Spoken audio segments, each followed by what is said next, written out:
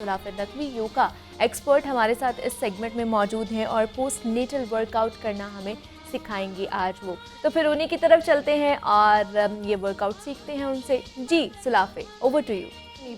आज हम बात करने वाले हैं पोस्ट नेटल वर्कआउट, यानी कि जब आपका बेबी यानी कि ब्लेसिंग आपके पास आ चुकी है और हेल्दी है और बिल्कुल ठीक है, उसके बाद आपको अपनी हेल्थ का और ज़्यादा ख्याल रखना होता है।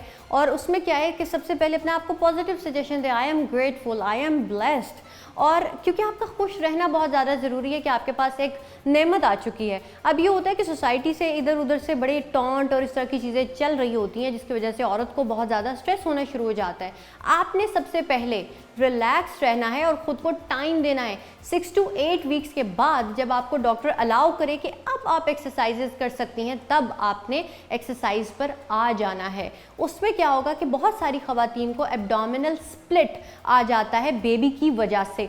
अब वो इस एरिया में होता है और आप उसको चेक भी कर सकते हैं लेट कर, अपने फिंगर्स को यहाँ अपने नेवल पर रख कर। और जब भी आप अपनी बॉडी को थोड़ा सा उठाते हैं तो आपको यहाँ पर एक चीज़ हॉलो सी फील होगी, आपको लगेगा कि कोई स्प्लिट आ गया है और वो बेबी की वजह से होता है, यानी उसके ऑब्वियसली आपका जो बेबी बम्प होता है उसकी वजह से ये चीज़ होना शुरू हो जाती है। बट आपको इसके लिए क्या करना होगा, स्प्लिट के लिए सबसे पहले इसको वापस लाना होगा। बहुत सारी ख़वातीन इस चीज़ की शिकायत करती हैं कि बेबी के बाद मेरा जो पेट है वो वापस क्यों नहीं आ रहा। वो होता है एब्डोमिनल स्प्लिट को पहले ट्रीट करना है और उसके बाद आप एक्सरसाइजेज पर आ सकते हैं। उसके लिए हम आएंगे सबसे पहले फ्लोर पर। आपने आराम से अपनी पोजीशन ली और we call it mummy tummy, क्योंकि ज़ाहिर है ये मम्मी टमी होता है। उसको आपने टोन भी करना है और साथ ही अगर तो आप कोई पेन एक्सपीरियंस करें और रिलीफ चाहिए तो उसके लिए आपको सर्कल करने होंगे, जिसे हम कॉफ़ी ग्राइंडर की तरह सर्कल कहते हैं।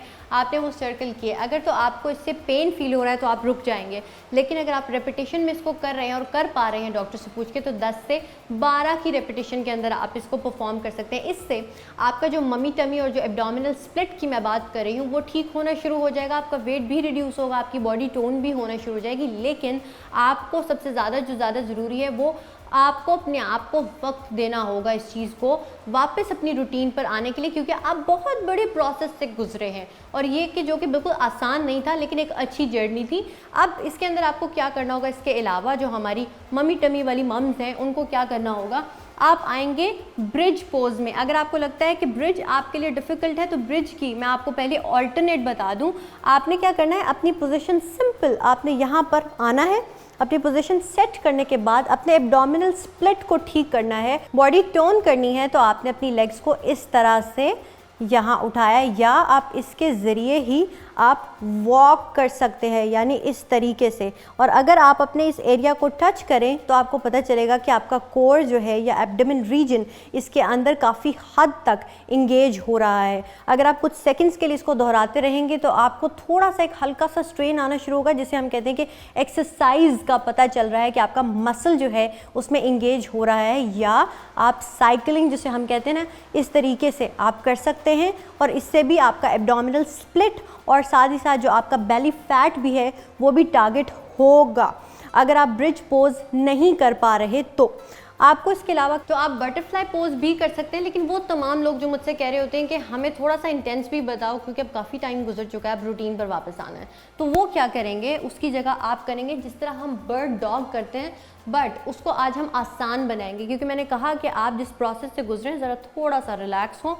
आपने अपने हाथ यहाँ फ्लोर पर रखे और सिर्फ आपने अपनी लेग्स को मूव करना है और इसमें आपको क्या करना होगा, अपनी कोर को स्क्वीज़ करना होगा इस तरीके से। और आपने अपनी लेग को एक्सटेंड किया। जैसे कि आप लेग को एक्सटेंड कर रहे हैं, आपने वहाँ रेपिटेशन को अपनी काउंट करना शुरू कर देना है। 8 से 10 की रेपिटेशन आपके लिए शुरू में काफ़ी होंगी, कुछ वीक्स मज़ीद गुजरेंगे तो आप इसको बढ़ा सकते हैं। 15 से 16 की रेपिटेशन के अंदर आप एक लेग पर इसको परफॉर्म कर सकते हैं। बाकी आपने इस तरह से स्क्वीज़ किया और लेग को एक्सटेंड किया, जितना भी आप कर पा रहे हैं। अगर बिगेनर है तो यहाँ पर भी अगर आपकी लेग है तो तब भी ये आपके लिए काफ़ी होगा। इससे होगा ये कि जो हम बात करें एब्डोमिनल स्प्लिट और आपका जो फैट आपको आपको लगता है कि जो फैट आ गया आपकी बॉडी पे या मेरी बॉडी टोनिंग की तरफ मुझे जाना है, तो वो शिकायत भी आपकी दूर हो जाएगी। और जो भी आप चीज़ चाह रहे हो कि स्प्लिट भी हील हो, आपको पेन रिलीफ चाहिए, तो वो भी उससे सॉल्व होना शुरू हो जाएगा। एक चीज़ हम थोड़ी सी इंटेंस बता देते हैं उन तमाम लोगों के लिए कि जो चाहते हैं कि स्पेशली जो एथलीट्स होते हैं वो जल्दी अपनी रूटीन पर वापस आना चाहते हैं, तो स्पेशली उन लोगों के लिए आपने कैमल पोज आसानी से कैसे करना है कि आपने अपनी टोज़ पर इस तरीके से आ जाना है, थोड़ा सा खुद को मूव करने के बाद आपने इनहेल किया ना, एक्सेल, अपने यहाँ पर आराम से आपने बिल्कुल पीछे जाना है, बिल्कुल पीछे इस तरीके से डायरेक्ट जाएंगे तो आपको कोई ना कोई खुदा न खास्ता इंजरी हो सकती है। इसीलिए आपने आराम से अपने रोटेट किया, एक बाजू को रोटेट करने के बाद आप अपनी यहाँ सिर्फ हील पर आ गए। इससे आपका बेली फैट भी टारगेट होता है। नेक को आपको पीछे लेकर जाना होगा या आप यहाँ रह सकते हैं। और आपका जो पेल्विक एरिया, समटाइम्स बहुत ज़्यादा लोग जो है लोअर बॉडी में अपनी पेन फील करते हैं, उस पेन के रिलीफ के लिए भी, आपकी स्पाइन को भी, जो बहुत सारे लोग समझते हैं कि हमारी स्पाइन या आपकी बॉडी लगता है स्टिफ हो चुकी है। ठीक है जी, सुलाफ़े नकवी हमारे साथ मौजूद थी। सुलाफ़े, आज के लिए बहुत शुक्रिया।